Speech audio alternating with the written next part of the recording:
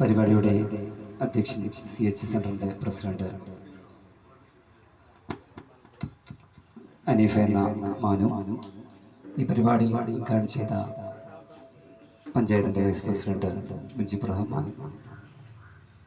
ഈ വാർഡിലെ മെമ്പർ കലിച്ചായപ്പള്ളി, സ്വാഗതം പ്രഭാഷണം നടത്തിയ CH സെൻ്ററിൻ്റെ സെക്രട്ടറി ഷംസുദ്ദീൻ ആയപ്പള്ളി, മറ്റു ഫൈസൽ അവരടക്കമുള്ള ഭാരവാഹികളെ, രക്ഷിതാക്കളെ, ഇതിൻ്റെ മുന്നിലിരിക്കുന്ന ഉന്നത വിജയം നേടിയ വിദ്യാർത്ഥി മക്കളെ, നമ്മുടെ CH സെൻ്റർ എല്ലാ വർഷവും നടത്തി വരുന്ന അവാർഡ് ദാന ചടങ്ങിലാണ് സംഗമിച്ചിട്ടുള്ളത്. ഇവിടെ CH സെൻ്ററിൻ്റെ തന്നെ ഈ പരിപാടിയിൽ പറഞ്ഞു, ആരോഗ്യ മേഖലയിലും വിദ്യാഭ്യാസ മേഖലയിലും മറ്റു പൊതുപ്രവർത്തന രംഗത്തും സജീവമായി നിൽക്കുന്ന CH സെൻ്റർ അതിൻ്റെ എല്ലാ വർഷത്തിലും നടത്തുന്ന ഈ ഒരു പരിപാടി കുട്ടികളെ ഈ മേഖലയിൽ പ്രോത്സാഹിപ്പിക്കുക എന്ന ലക്ഷ്യം മാത്രമാണ്. കുട്ടികളുടെ മത്സര പരീക്ഷകളും മറ്റുമൊക്കെ ഇവിടെ ഒഴിവാച്ചു കഴിഞ്ഞു. ഞാനൊന്നും പറയുന്നില്ല.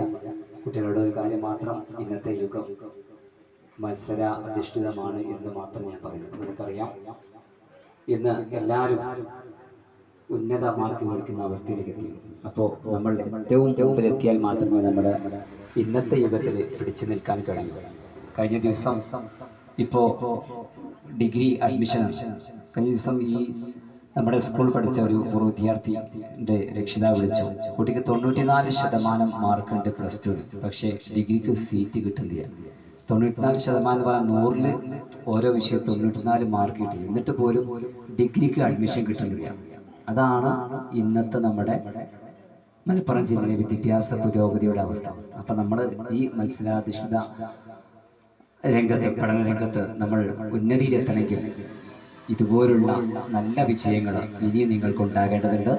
അതിന് സർവശക്തൻ അനുഗ്രഹിക്കട്ടെ എന്ന് പറഞ്ഞുകൊണ്ട് ഇവിടെ വന്ന എല്ലാ മിടുക്കരായ വിദ്യാർത്ഥികൾക്കും ആശംസകൾ നേർന്നുകൊണ്ട് നമ്മുടെ ഈ അവാർഡ് ദാനം ഇവിടെ നമ്മൾ ആരംഭിക്കുകയാണ്.